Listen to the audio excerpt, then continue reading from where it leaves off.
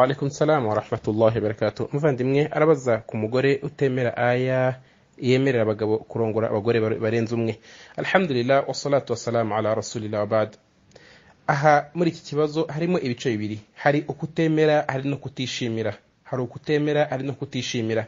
Kutemera iki ngiki ni ikibazo gikomeye gikura umuntu mu Islamu, kubera ko idini ya Allah subhanahu wa ta'ala iyo umuntu agize icyo yemera akagira n'icyahakana byose kandi byarashimangiwe kandi bikaza ku buryo budafitemo ugushidikanywaho, icyo gihe wahakana icyo ari cyo cyose usibye na aya niyo yaba ari inyuguti imwe muri Qur'ani, uyu nguyu yaba avuye mu idini, kubera ko nyagasani Allah subhanahu wa ta'ala avuga kuri babandi bemera bimwe mu gitabo bagahakana ibindi. Nyagasani aravuga ngo ulaika humul kafiruna haqqan, iti abo ngabo nibo bahakanye nyakuri, nabo ngabo nibo bahakanye basesuye, nabo ngabo ntibashidikanywaho mu buhakanyi bwabo.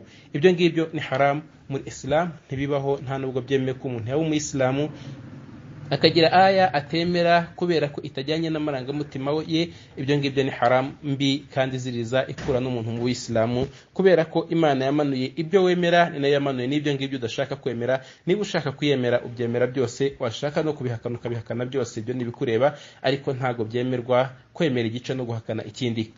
Hanyuma kutayishimira byo ni ikindi.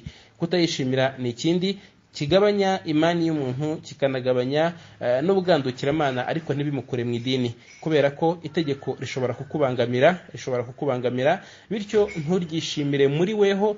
Ahangaha ibyo birashoboka, ariko ikibi ni ukurivuga.